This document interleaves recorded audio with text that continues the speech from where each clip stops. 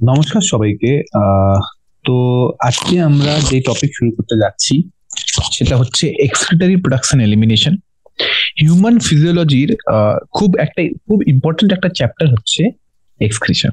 আর আজকে আমরা সেই এক্সক্রিশনের ব্যাপারে ডিসকাস করতে যাচ্ছি। শুরু করার আগে আমি আমার ইন্ট্রোডাকশন দিয়ে দিচ্ছি। আমার নাম হচ্ছে রুদ্রাশিস মজুমদার এবং আমি কারেন্টলি একটা second year MBBS student AIIMS ভুবনেশ্বরে। নিট 2022 আমার ফার্স্ট অ্যাটেম্প ছিল, যেখানে আমি 690 মার্কস স্কোর করি উইথ এন এআইআর অফ 262। তো চলো আগে বাড়া যাক। আজকে যে সিলেবাস চ্যাপ্টারটা আমরা দেখছি সেটা কনসেপচুয়ালি খুব ইম্পর্টেন্ট চ্যাপ্টার। মানে এই চ্যাপ্টারটা বোঝার জন্য তোমাকে কনসেপ্ট ডেভেলপ করতে হবে।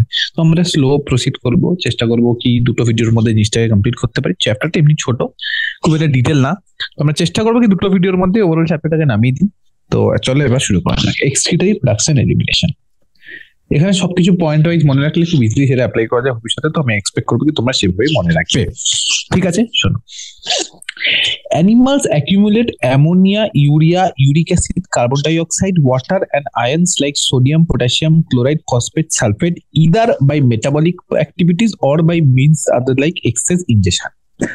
তো এরা কি বলছে, কিছু সাবস্টেন্সেস থাকে like ammonia, urea, uric acid, carbon dioxide, water, ions, sulphur ions আয়ন্সের মধ্যে sodium, potassium, chloride, phosphate, sulphate, যেটা কি যে কোনো অ্যানিমালসে বেশি কনসেন্ট্রেশনে অ্যাকিউমুলেট হতে পারে।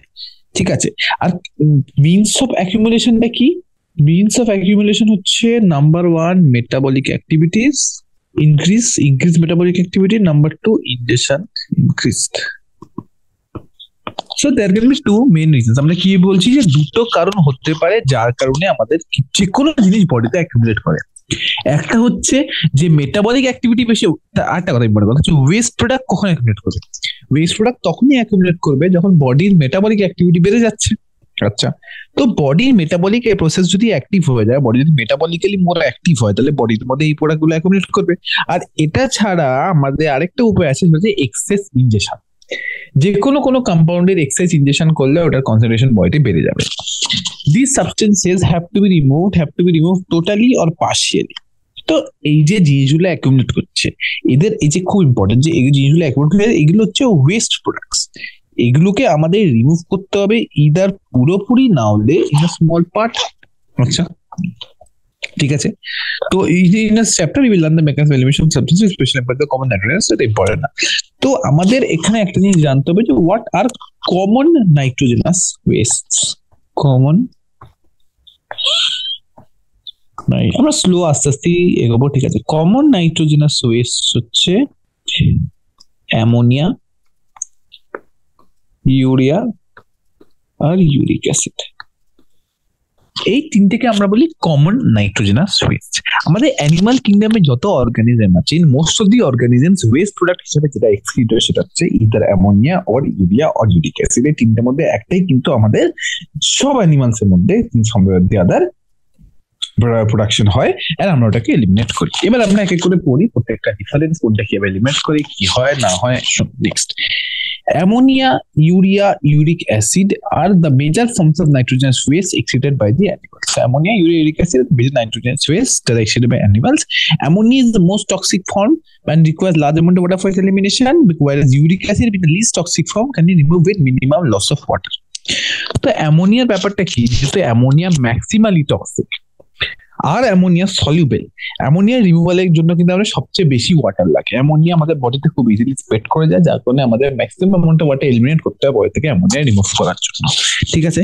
সো অ্যামোনিয়ার ব্যাপারে যদি আমরা কিছু জিনিস ডিসকাস করতে চাই, সেটা কি, যে অ্যামোনিয়া হচ্ছে সবার প্রথম কথা যেটা হচ্ছে প্রাইমারি নাইট্রোজেনাস ওয়েস্ট। আচ্ছা, তো আরেকটা ইম্পর্টেন্ট যেটা হচ্ছে প্রডিউসড ইন অল অ্যানিমালস। যত অ্যানিমাল আছে অ্যানিমাল কিংডমে সবাই কিন্তু অ্যামোনিয়া প্রডিউস করে। ইভেন কি যারা ইউরিক অ্যাসিড বা ইউরিয়া এক্সিড করে ওরাও কিন্তু অ্যামোনিয়া প্রডিউস করে। ঠিক আছে। তো হাইলি টক্সিক, হাইলি সলিউবল। আর এই হাইলি সলিউবলের জন্যই ব্যাপারটা কি হচ্ছে, যে এটা removal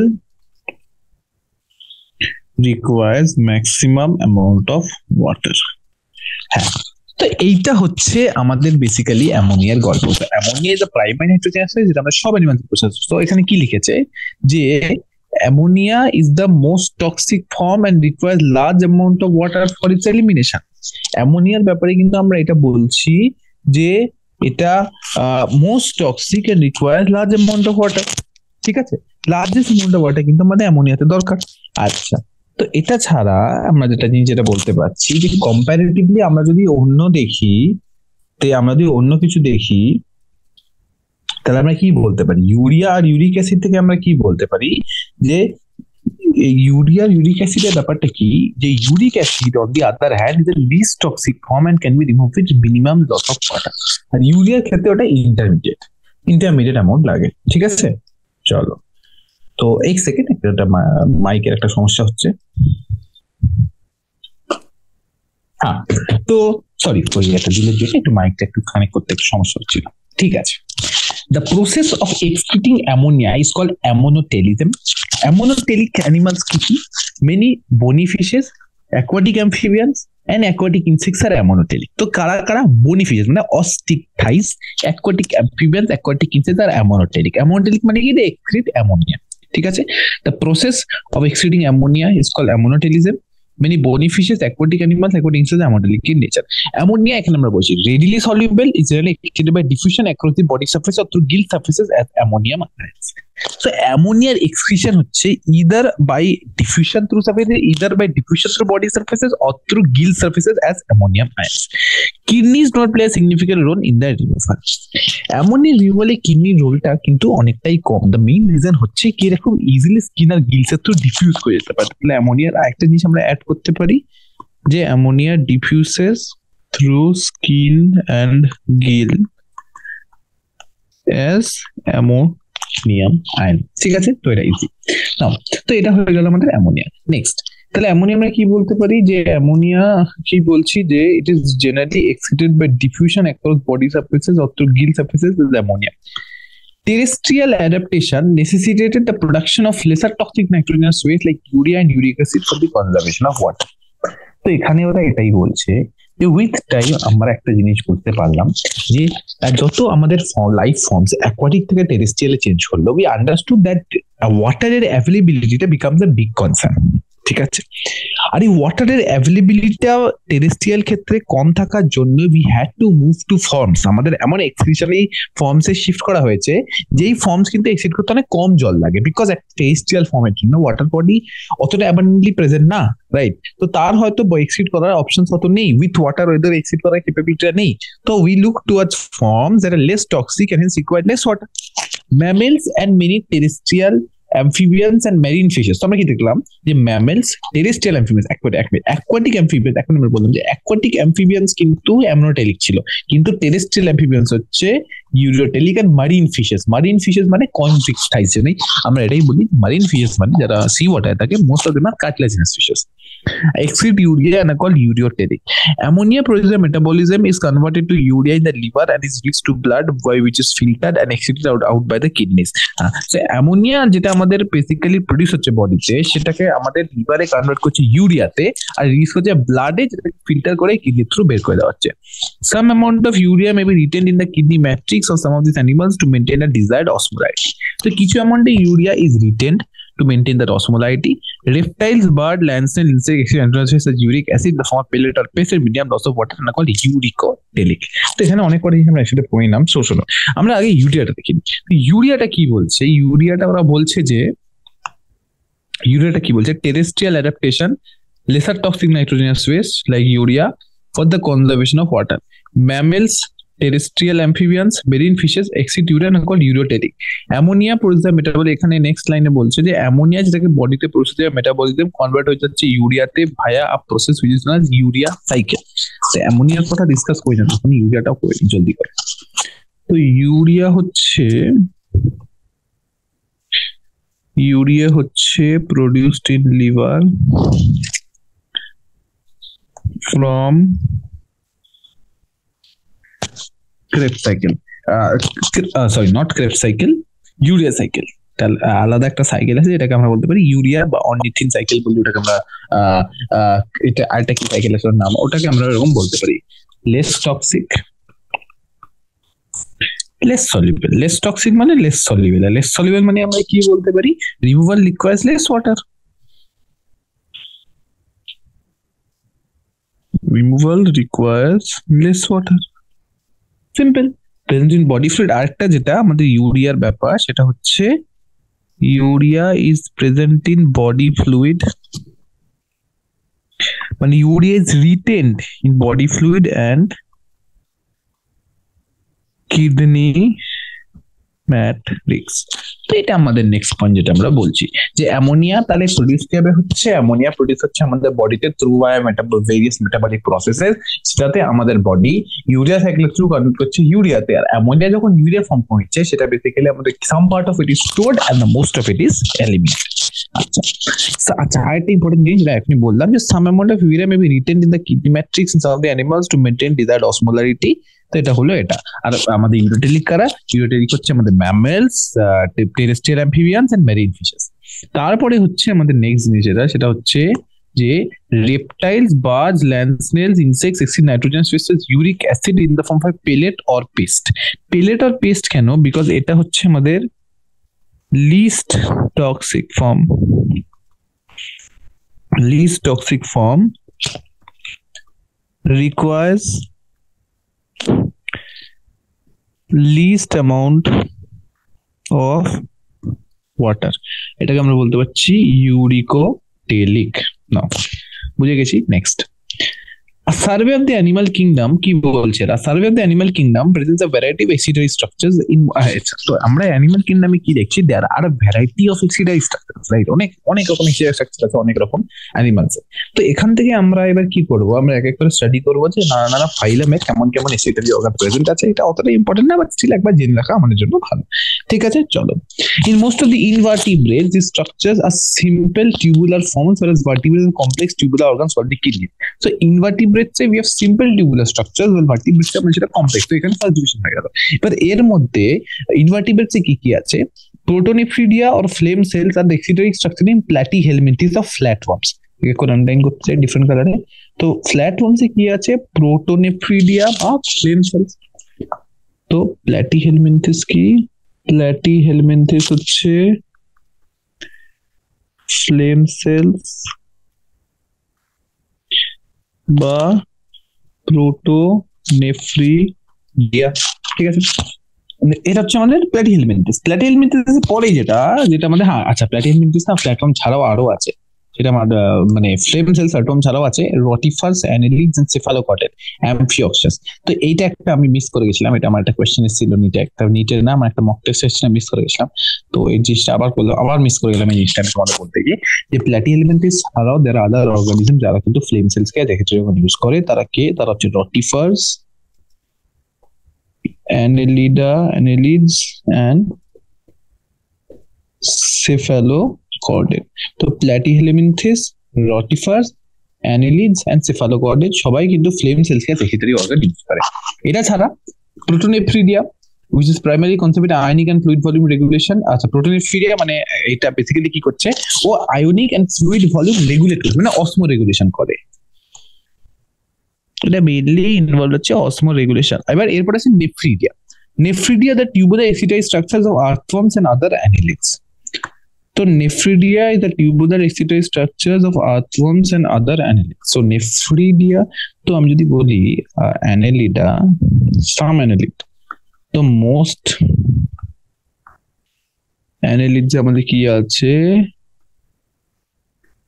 Nephridia, platyhelminthes, rotifers, and some annelids, some annelids, and cephalocordates are the flame cell. So maximum annelida আছে nephridia. Nephridia have to remove nitrogenous waste and maintain a fluid ion balance. So nephridia কি করছে? Removal of nitrogenous waste and maintenance of ionic balance.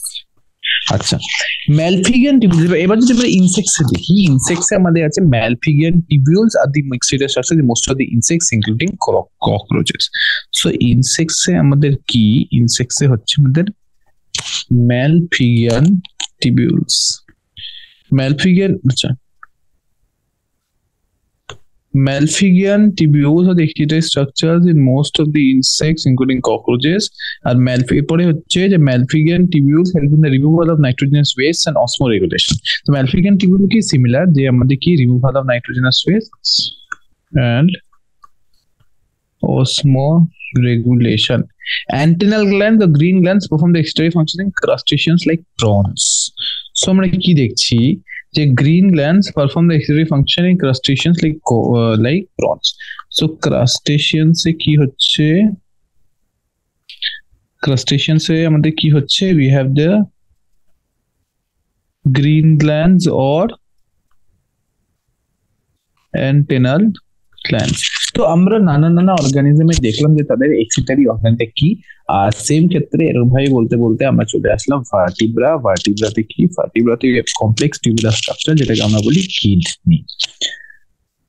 তো আমরা এখানে আশা করি একটা জিনিস মোটামুটি ক্লিয়ার হয়ে গেছে যে নানা ফাইলামে আমাদের কি কি এক্সট্রারি অর্গান থাকে আর এক্সট্রারি অর্গানটা কি কি ফাংশন, এটা আমরা মোটামুটি ডিসাইফার করে নিয়েছি। যে protonephridia flame cells osmoregulation করে, নেফ্রিডিয়া নাইট্রোজেন সেলস রিমুভ করে আর আয়নিক ব্যালেন্স মেইনটেইন করে। আর সিমিলারলি আমাদের ইনসেক্ট ম্যালপিগিয়ান টিউবুল, আমাদের ইনসেক্টে ম্যালপিগিয়ান টিউবুলস থাকে, Malpighian tubules same nitrogen cells remove করে অসমো রেগুলেশন। আর ক্রাস্টেশিয়ানসে আমাদের গ্রিন গ্ল্যান্ড আছে যেটাও সেম কাজ করে, nitrogen cells removal and osmoregulation. তো আমাদের বেসিক্যালি এভাবেই জিনিসটা চলছে, ঠিক আছে।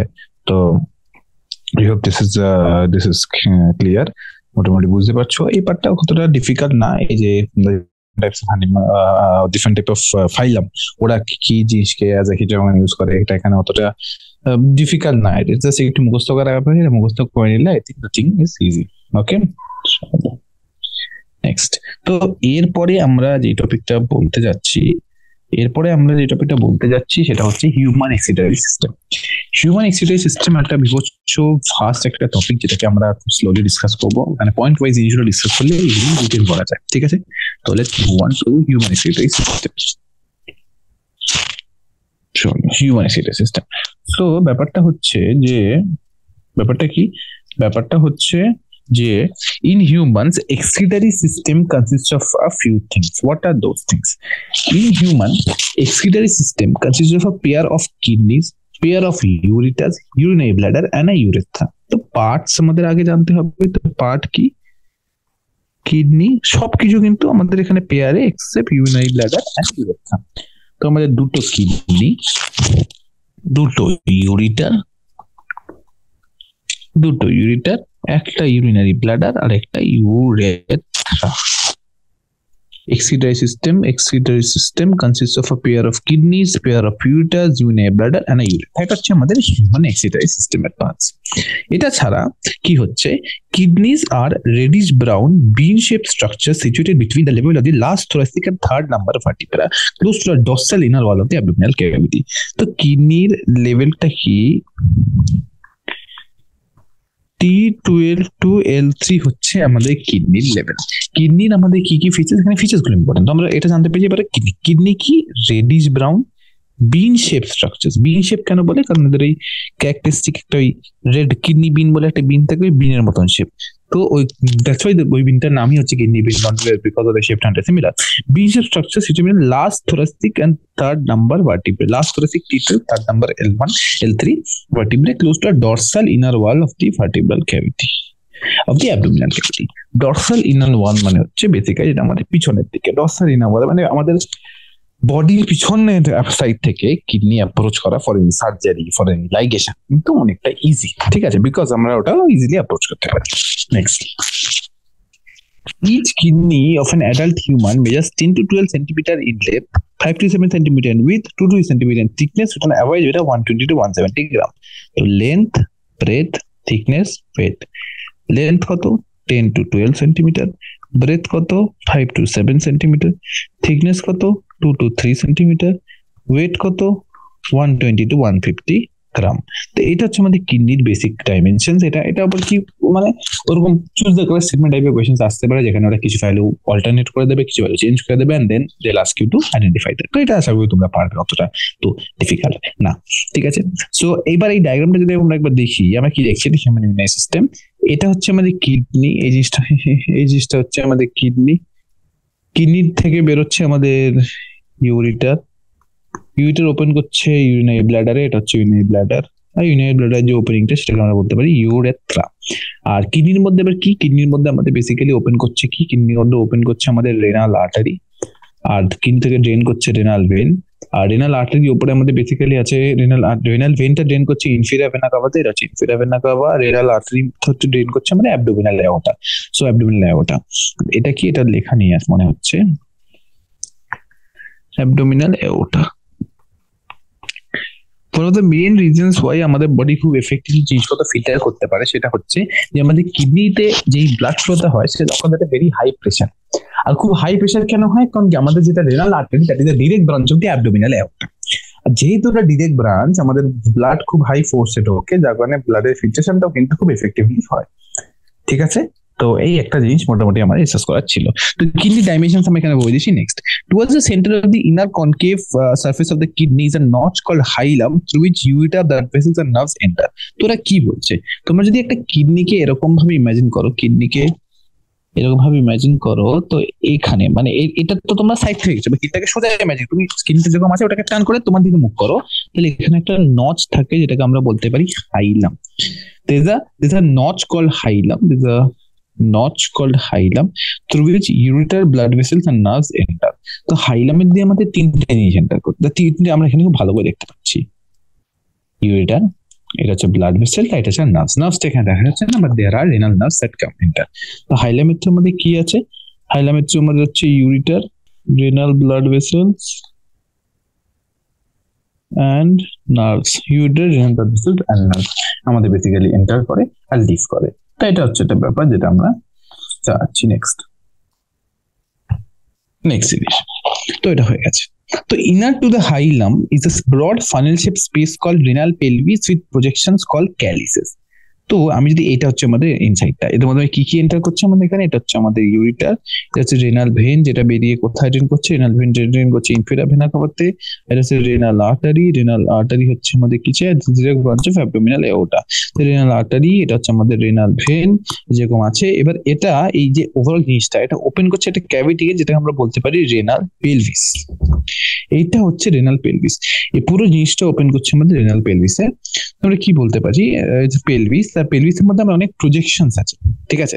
প্রজেকশনস গুলোকে আমরা বলতে পারি রেনাল ক্যালিক্স। ক্যালিক্স কিছুই না but the narrow fluid containing space, ঠিক আছে। চলো, so inner to the hilum there is a broad funnel shaped space called the renal pelvis and a projections called calyces. The outer layer of the kidney is called a tough capsule. Inside the kidney there are two zones, an outer cortex and an inner medulla. তো কিডনির মানে overall কিডনিটার বাইরে there's a covering which is known as the capsule. কিডনির বাইরে যেমন একটা covering আছে যেটাকে আমরা কি বলতে পারি, capsule. Inside the kidney there are two zones, an outer cortex and an inner medulla. তো কিডনিটা দেখলেই কিন্তু আমাদের এটা বোঝা ডিফিকাল্ট না যে we are having an outer cortex and we are having an inner medulla, right.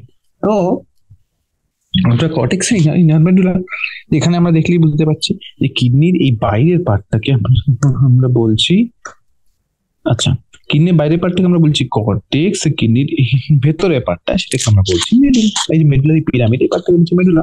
তো এই যে পার্টটা এটাকে বলছি কর্টেক্স, ভেতরে এই পার্টটাকে বলছি মেডুলা, আর বাইরের একদম যে কোটিংটা সেটাকে আমরা বলতে পারছি রেনাল ক্যাপসুল। রেনাল ক্যাপসুল এটা একটা ইম্পর্টেন্ট জিনিস, আই গেস মোটামুটি তোমরা এটা বলতে পেরেছো।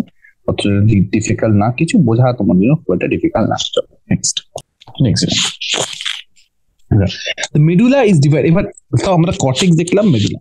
এবার medulla is divided into a few conical masses which are called the medullary pyramids projecting into the calyces. তো এখানে যদি আমরা দেখি কি বলছে, medulla is divided into few conical masses called medullary pyramids which project into the calyces. তো এটা হচ্ছে medulla, medulla ডিভাইড হয়ে গেছে medullary pyramids এ, এগুলো হচ্ছে medullary pyramid. So medulla divide হয়ে গেছে মেডুলারি পিরামিডসে, আর মেডুলারি পিরামিডস গুলো ওপেন করছে এই স্পেস গুলো, এই স্পেসটাকে আমরা বলি calyx. So we have the medullary pyramids which open into the calyx, ঠিক আছে। It's not very difficult, I hope for you guys. So next, তো আমাদের কি দেখলাম, আমাদের কিডনি, সবার বাইরে ক্যাপসুল, তার ভেতরে কর্টেক্স, তার ভেতরে medulla.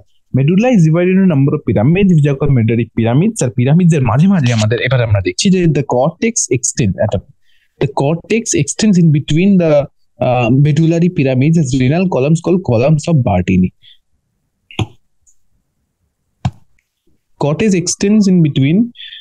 the cortex extends in between the medullary pyramid, the renal columns called the renal columns of Bartini.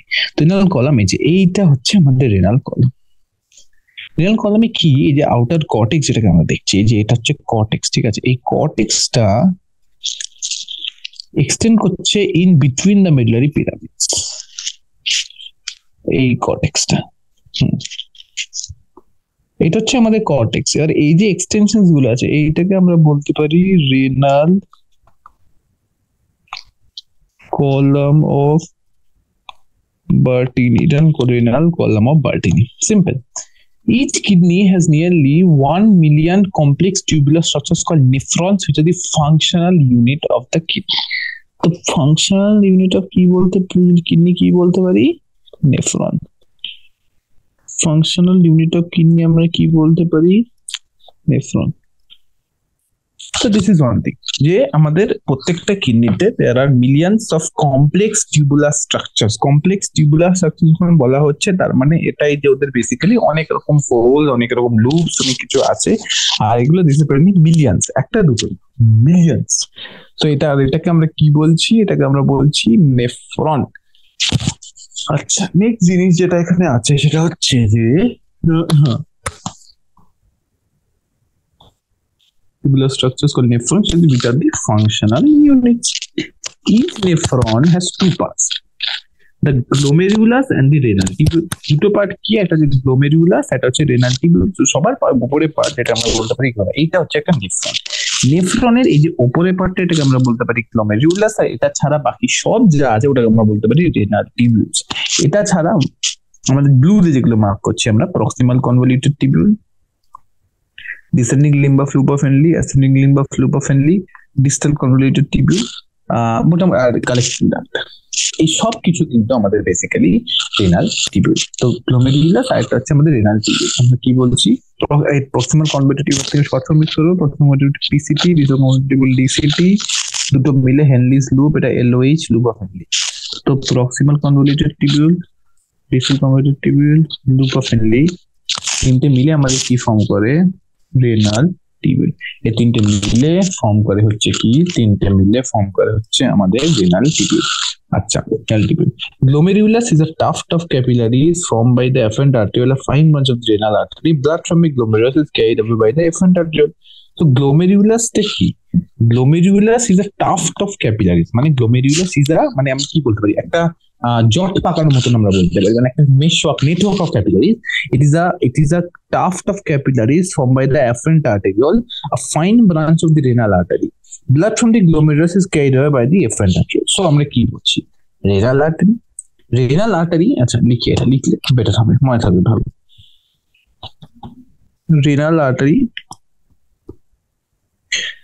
renal artery form করছে হচ্ছে আমাদের afferent arteriole, মানে renal artery অনেক ব্রাঞ্চ আছে, ঠিক আছে, এটা একটা দুটো ব্রাঞ্চ না, মাল্টিপল ব্রাঞ্চে ফর্ম করছে afferent arteriole। afferent arteriole form করছে renal artery, afferent arteriole form করছে যেটা হচ্ছে আমাদের বেসিক্যালি glomerulus ফর্ম করছে।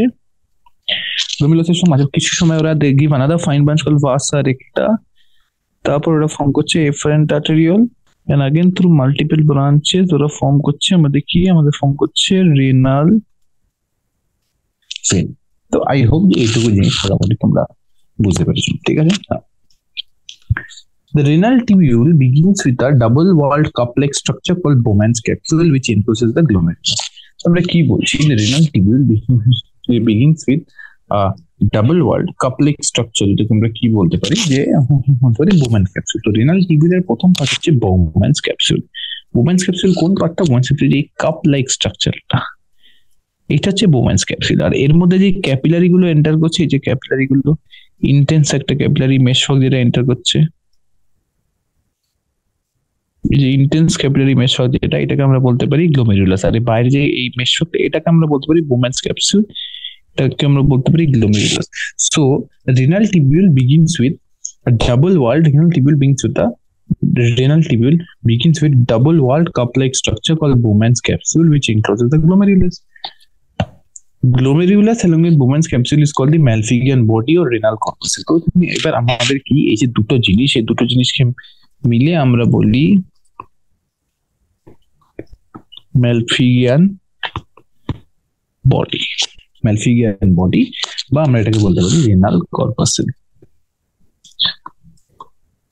আরেকটা খুব ভালো কোয়েশ্চেন অনেক সময় এখানে ফ্রেম করে ওরা, সেটা হচ্ছে ম্যালফিজিয়ান টিবিউল আর ম্যালফিজিয়ান বডি, এই দুটো ওয়ার্ড লোকে কনফিউজ হয়ে যায় বিকজ লোকেরা ডিফারেন্স জানে না। লোকে ম্যালফিজিয়ান টিবিউল লিখে দিলে তো জানে যে ম্যালফিজিয়ান টিবিউল আমাদের বেসিক্যালি ওখানে ইনসাইডস লাইক ককরোচেস, কিন্তু অনেক সময় লোকে ম্যালফিজিয়ান টিবিউল লিখে দেয়, ম্যালফিজিয়ান বডি লিখে দেয়, সেটাকে লোকে ভেবে নেয় যে ককরোচ এক্সিটারি অর্গান। তো এটা তো এটা খুব কমন মিস্টেক, যেটা কিন্তু লোকে করে, আর লোকে করে বলি আমরা এই জিনিসটা মোটামুটি ডিসকাস করি। ঠিক আছে, চলো নেক্সট যে জিনিসটা আমি বলতে চাইছি সেটা হচ্ছে নেক্সট। আচ্ছা, তো glomerulus along with Bowman's capsule, glomerulus along with Bowman's capsule is called the Malpighian body of the renal corpuscle.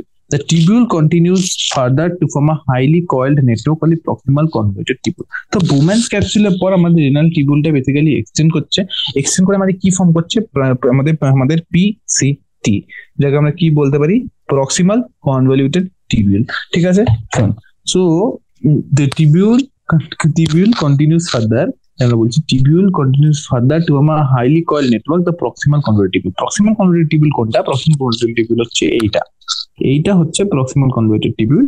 এটা আমরা যদি দেখি এরকম ভাবে মেশওয়ার্ক ফর্ম করছে, ঘুরে ঘুরে ঘুরে ঘুরে হবে, এইটাকে আমরা বলতে পারি পিসিটি। প্রক্সিমাল মানে ইনিশিয়াল পোর্শন, কনভলিউটেড মানে it is highly coil.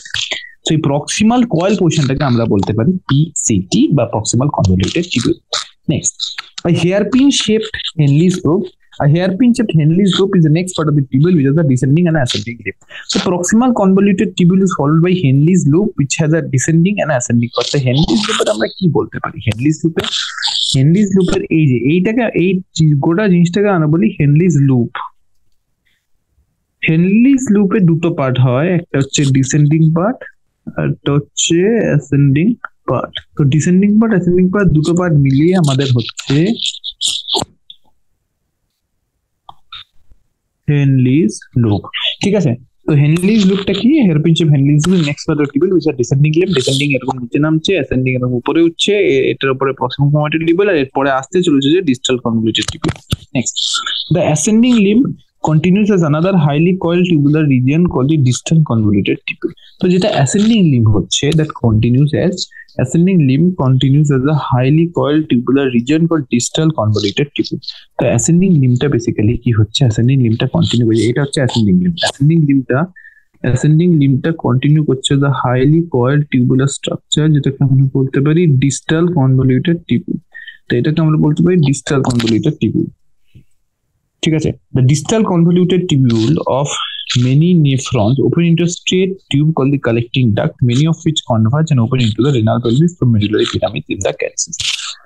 The distal convoluted tubule of many neurons, যেটা আমরা এটা কিভাবে বলতে চাইছি যে the distal convoluted tubule of many nephrons open into a straight tube called the collecting duct, many of which converge and open into renal pelvis through the medullary pyramid in the calyces.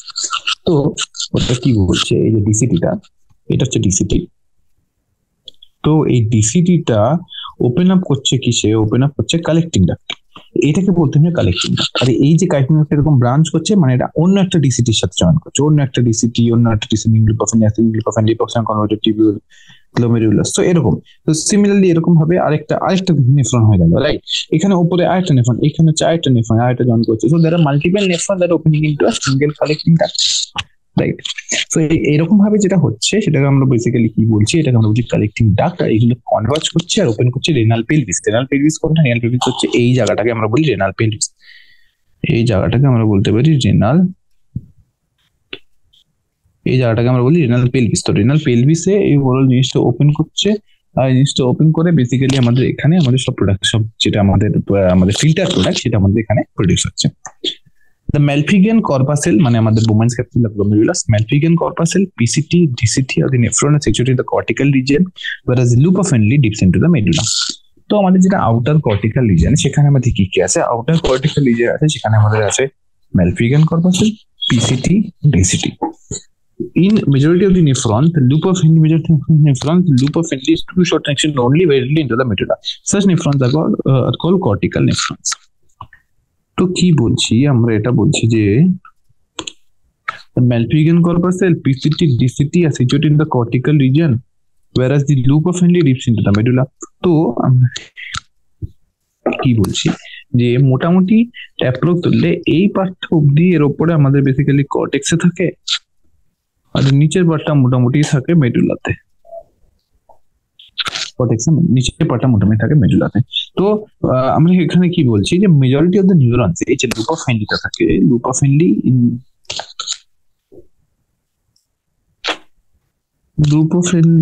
in majority of neurons very small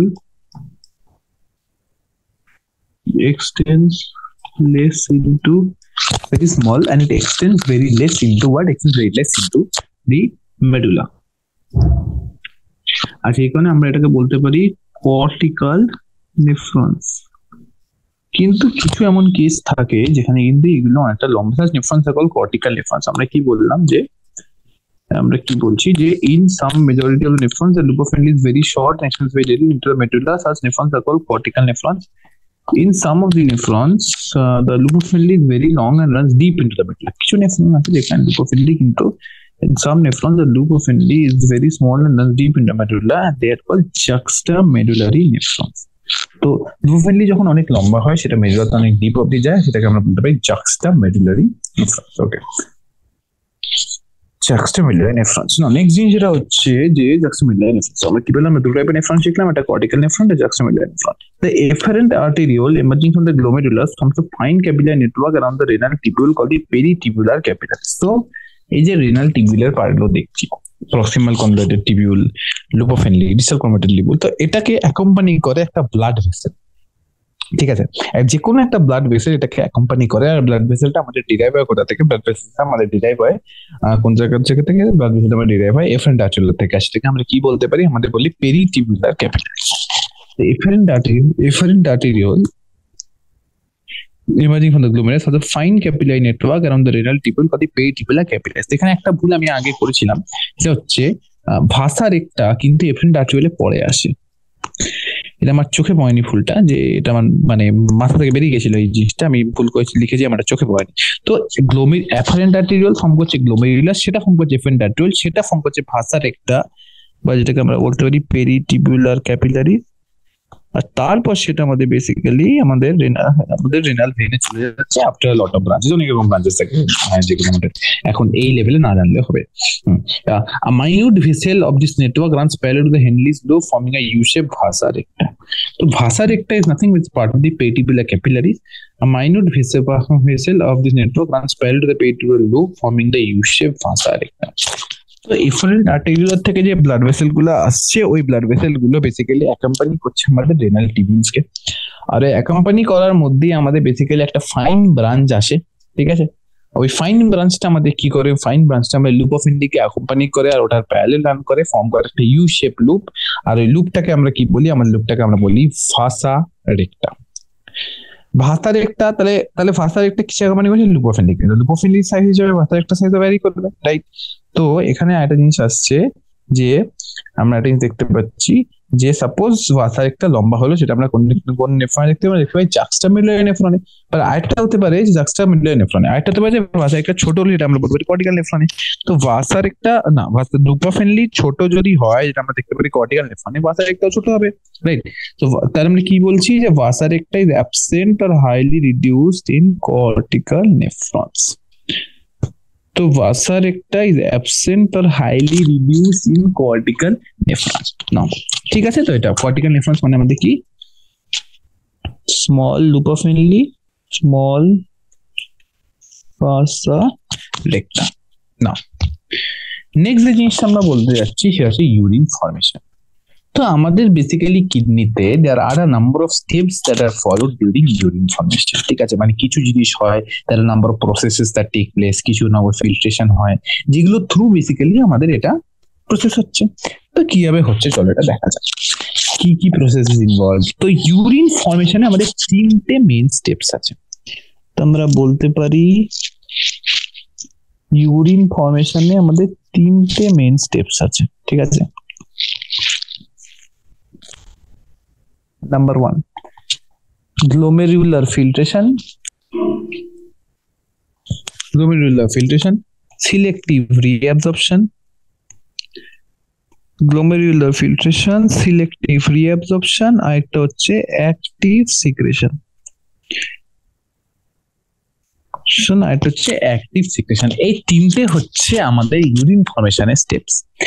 তিনটে steps এর কি কি speciality, কোন স্টেপটা কিভাবে হয়, এটা আমরা এবার করতে যাচ্ছি নেক্সট পার্টে। ঠিক আছে, চলো next. Urine formation involves three main processes, namely three main processes কি, glomerular filtration, reabsorption and secretion that take place in different part of the nephron। তো নেফ্রনের আমাদের ম্যালফিজিয়ান বডি পার্টে কোনটা প্রসেস, যেমন আমাদের গ্লোমেরুলার ফিল্ট্রেশনে ম্যালফিজিয়ান বডিতে। রিঅ্যাবজর্পশন আমাদের হয় রেনাল টিবিউলে, পিসিটিতে, লুপোফিলিতে ম্যাক্সিমাম হয়, ডিসিতেও একটু হয়, কারেক্টিং ডাক্টেও হয়। সিক্রিশন আমাদের জেনারেলি ডিসেন্ডিং লুপোফিলি, ডিসিটি, কারেক্টিং ডাক্ট এগুলোতে হয়। The first step in urine formation, যেটা আমরা বলি প্রথম স্টেপ। তো first step in urine formation is the filtration of blood which is carried out by the glomerulus and it's called glomerular filtration। আচ্ছা, the filtration of blood carried out by the glomerulus and so glomerular filtration। On an average, 1100 to 1200 ml of blood is filtered by the kidneys per minute, which constitutes roughly 1/5 of the blood pumped out by the ventricle of the heart in a minute। তো glomerular filtration কতটা fast হয়, এটা থেকে আমরা একটা জিনিস থেকে জানতে পারি যে every minute both the kidneys filter করে around 1100 to 1200 ml of blood। তো 1100 থেকে 1200 ml of blood হচ্ছে 1/5 of the cardiac, মানে 1/5 of the total amount of blood spent in our body, right? So the first step in urine formation is the filtration of blood carried out by the glomerulus and glomerular filtration। On an average, 1100 to 1200 ml of blood is filtered by the kidneys per minute, which is 1/5 of the blood pumped out by each ventricle in a minute। তো প্রত্যেকটা ventricle যতটা blood থাকে তার 1/5 কিন্তু আমরা actually pump out করছি, যেটা is a massive amount. Body just imagine যে আমাদের বডিতে 1 মিনিটে হার্ট যতটা ব্লাড পাম্প করে তার 1/5 আমাদের কিডনিতে যায় for filtration. That's a massive thing, right? Now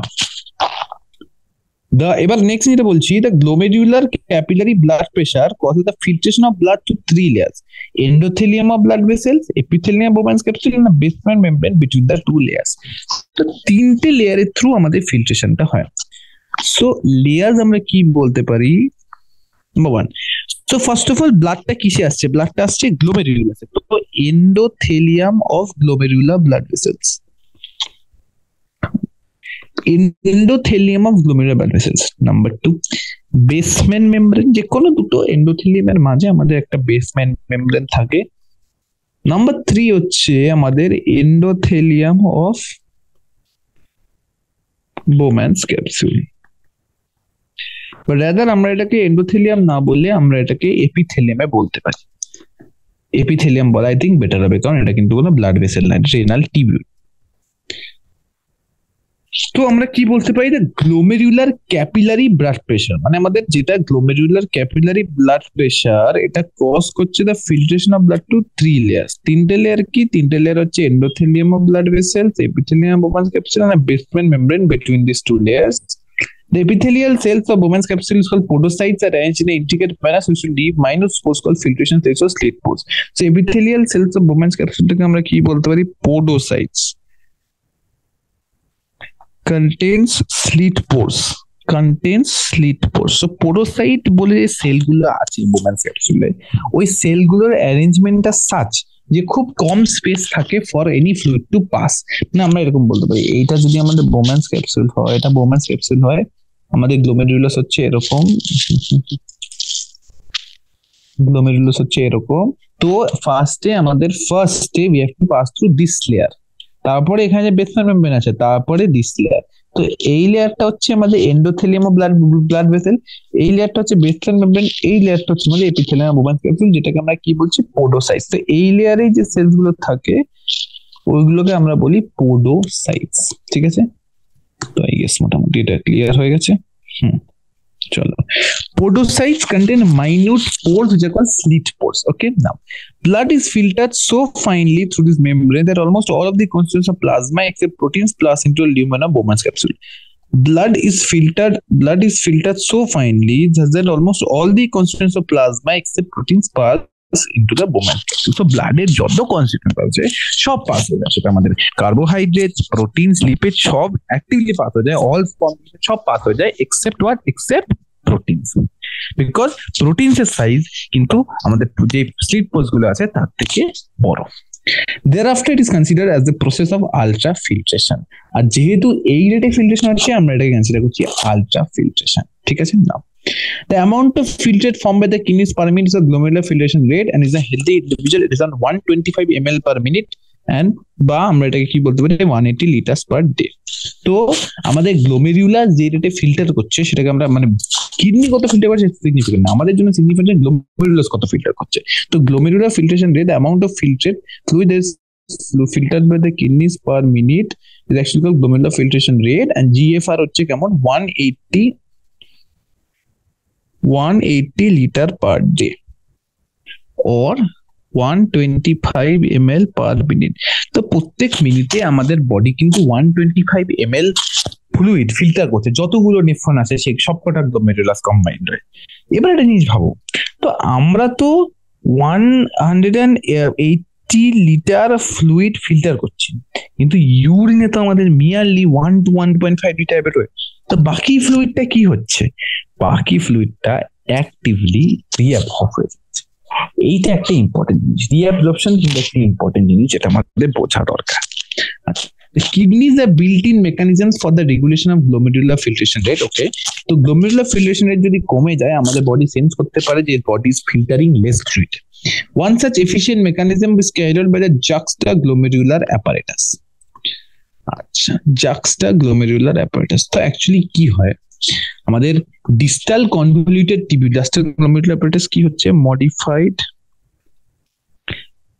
distal convoluted tubules. So distal convoluted tubule cells actually modify হয়ে যায় to form an arrangement which is called juxtaglomerular apparatus. JGA is a special sensitive region formed by cellular modifications in the distal convoluted tubule and the afferent arteriole at the location of their contact. Modified DCT cells at location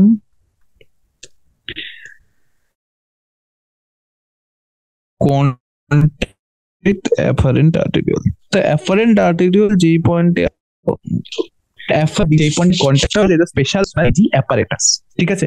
তিনটে type of sell থাকে, ঠিক আছে? একটা হচ্ছে macular cell, একটা lunate cell, আর একটা হচ্ছে JG cell. JG cell, macular cells and lunate cells. So DCT cells আমরা এটাকে আমরা বলি জেজিএ, জেজিএ থেকে আমরা বলতে পারি ম্যাকুলার সেলস, জেজি সেলস, এটা হচ্ছে লুনেট সেলস। আমি ঠিক সেকেন্ড নোটটা শিওর না, আমাকে একটু দেখতে হবে, এটা আমি দেখে এটা কনফার্ম করে দেবো যে এটা কোন তিনটে সেলের নাম। আমি মোস্টলি দুটো সেল ঠিক লিখেছি, একটা মনে হলো একটু হলেও একটু ভুল হতে পারে, আমার নামটা ঠিক মনে পড়ছে না, তো এটা আমি দেখে দিচ্ছি, ঠিক আছে? তো এটা ছাড়া আমরা যেটা মেইন জিনিস বলতে চাইছি সেটা হচ্ছে এটাই যে আমাদের তিনটে টাইপের সেল থাকে, সেটা হচ্ছে হ্যাঁ তিনটে টাইপের সেল থাকে, সেটা হচ্ছে এই আর তিনটে সেল আছে ল্যাসিস সেল, লুনেট সেল না, ল্যাসিস সেল। তো এটাকে আমরা বলতে পারি ল্যাসিস সেলস। ম্যাকুলার সেলস, ম্যাকুলার ডেন্সা, জানি আমাদের ওটাই বলে যে ম্যাকুলার ডেন্সা আমাদের ওটাকে বলে। তো যেই অ্যাপারেটাস তিনটে সেল থাকে আমাদের, বেসিক্যালি আমাদের ম্যাকুলার ডেন্সা, ম্যাকুলার সেলস, ম্যাকুলার ডেন্সা বলতে পারি আমরা এটাকে, ম্যাকুলার ডেন্সা, জেজি সেলস আর ল্যাসিস সেল। তো a fall in GFR can activate, আচ্ছা JGA, আচ্ছা এটা আগে লাইনটা বইনি। JGA is a special sensitive region formed by cellular modifications of distal convoluted tubule and the afferent arteriole at the location of their contact. যেই পয়েন্টে contact হচ্ছে ওই পয়েন্টে স্পেশাল মডিফিকেশন আমরা বলছি JGA। Next, a fall in GFR can activate the JG cells to release renin which can stimulate glomerular blood flow and thereby GFR back to normal. তো আমরা কি বলতে পারি, GFR যদি ফল করে যায়, জিএফআর অনেক মেকানিজম আছে, ঠিক আছে? আমাদের মানে এই জেজি সেলস অনেক কিছু আমাদের বেসিক্যালি কি করছে, অনেক মেকানিজমের থ্রু জেজি সেলস অ্যাক্টিভেটেড। একটা হচ্ছে কম সোডিয়াম ফিল করতে পারে, কম আমাদের বেসিক্যালি গ্লুকোজ ফিল করতে পারে, এগুলো অনেক জিনিস আছে, তো এগুলো আমরা এত ডিটেল লাগে না। তো জাস্ট সিম্পল এখানে জিএফআর ফল করছে, জেজি সেল অ্যাক্টিভেট হচ্ছে, জেজি সেল অ্যাক্টিভেট করে কি করছে আমাদের রিলিজ করছে রেনিন। রেনিন কি করছে আমাদের, রেনিন বেসিক্যালি কি করছে গ্লোমেরুলার ব্লাড ফ্লো, আচ্ছা রেনিন কি করছে, রেনিন আমাদের ব্লাড ফ্লো বাড়িয়ে দিচ্ছে, যার কারণে আমাদের GFR comes back to normal. এটা হচ্ছে আমাদের ব্যাপার যে fall in the GFR may activate JSL to get journey, we can stimulate the glomerular blood flow and thereby the GFR will come back to normal. Simple. Next জিনিস হচ্ছে সেটা হচ্ছে আমাদের যে a comparison of the volume of the filtered form per day, that is 180 litre. আমরা এখনই বললাম যে 180 লিটার ফ্লুইড ফিল্টার হচ্ছে with that of the urine release, এটা হচ্ছে just 1.5 লিটার। তো volume of filtered form per day is 180 liters, urine release is 1.5 liters, suggests that 99.9% of the filtrate has been reabsorbed by the renal tubule. So 99% আমাদের filtrate কিন্তু reabsorb হয়ে যাচ্ছে renal tubules এর through. ঠিক আছে, আর এই যে প্রসেসটাকে হচ্ছে সেটাকে আমরা বলতে পারছি রিঅ্যাবসর্পশন। আর রিঅ্যাবসর্পশন হচ্ছে বলেই আমাদের বডি কিন্তু most of the essential nutrients বা ফেরত পাচ্ছে, because maximum percentage of it is আমাদের ফিল্টার, রাইট? আর আমাদের বডিতে তো ম্যাক্সিমাম ইলেকট্রোলাইট নিউট্রিয়েন্টস এগুলো রিটার্ন করতে হবে, সো এটা আমাদের বডি কিন্তু রিঅ্যাবসর্ব করার ক্যাপাবিলিটিটা রাখে। The tubular epithelial cells in different segments of nephron perform either by active or passive mechanism. So tubular epithelial reabsorption টা কি করছে? Reabsorption টা করছে the tubular epithelial cells in different segments of the nephron perform this by active or passive mechanisms. For example, substances like glucose, amino acid, sodium instead of filtered reabsorb by the nitrogenous phase, reabsorbed by the passive transport. So মানে আমাদের বডিতে যে glucose, amino acid, sodium সবকিছু তো filter হয়ে যায় but আমাদের বডির ওগুলো দরকার for maintaining the essential functions, right? তো এইগুলো আমাদের বেসিক্যালি অ্যাক্টিভলি রিঅ্যাবজর্ব হয়ে যায়। অ্যাক্টিভলি মানে with the consumption of ATP, energy use করে আমরা গ্রহণ করছি, যেখানে নাইট্রোজেনাস ওয়েস্ট কিন্তু প্যাসিভলি রিঅ্যাবজর্ব হয়ে যায়। ওগুলো কিছু রিঅ্যাবজর্ব হয়, কিছু থাকে। Reabsorption of water also take place passively in the initial segment of the nephron.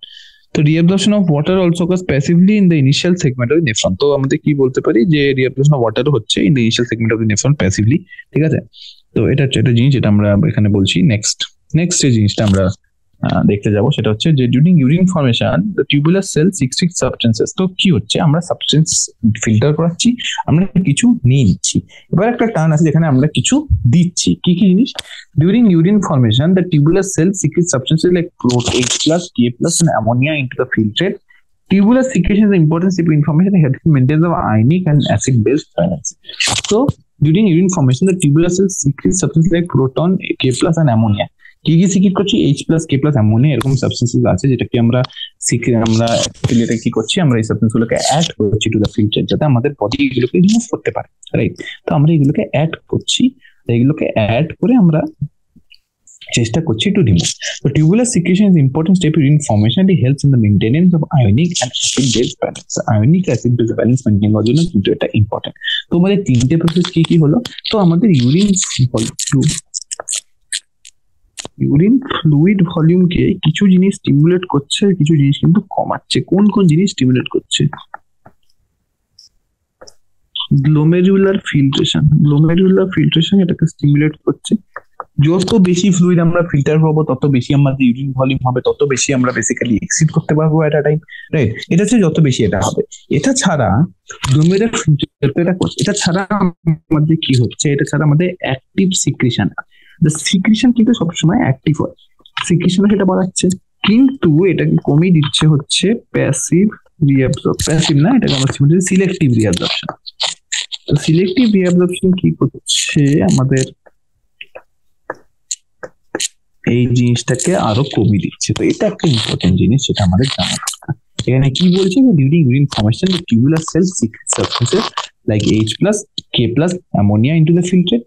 এটা ছাড়া কি বলছি? Tubular secretion is also an important step in formation, it helps to maintain the ionic and acid base balance. মানে অনেক সময় কি হয়, যখন বডিতে অ্যাসিডিক কন্ডিশনস বেড়ে যায় তখন আমাদের বডি কিছু অ্যাসিডস বা আয়ন্স বা এরকম কিছু এলিমিনেট করতে পারে by secretion into the glomerular filter. তো ওটা গ্লোমেরুলার ফিল্টারের মধ্যে কনসেন্ট্রেশন বাড়িয়ে দেয়, যার কারণে আমরা বেসিক্যালি এই জিনিসগুলোকে আরো অ্যাক্টিভলি কাজ করে দেখতে পারি, বলে এক্সিট হয়ে যাচ্ছে, রাইট? সো এটা হচ্ছে ব্যাপার যে maintains ionic and acid base balance. ঠিক আছে, তো আজকে আমরা এই অবধি রাখলাম। ফাংশন অফ টিউবুলস থেকে আমরা নেক্সট দিন শুরু করবো, ঠিক আছে? নেক্সট দিন আমরা ফাংশন অফ টিউবুলস থেকে বাকি পার্টটা কভার করে দেবো। বেশি খুব একটা বড় না, খুব একটা ডিটেল না, আমাদের কভার করতে অতটা ডিফিকাল্টি হবে না। নেক্সট দিন আমরা এই পার্ট থেকে করে দেবো, ঠিক আছে? তো আজকে যতটা পড়েছি মোটামুটি ইজি আছে, তো এটা পড়া খুব ডিফিকাল্ট হবে না। একবার জাস্ট জিনিসগুলো ডায়াগ্রামস গুলো ঠিক করে বুঝে গেলে I don't think the chapter will be difficult, ঠিক আছে? Thank you everyone.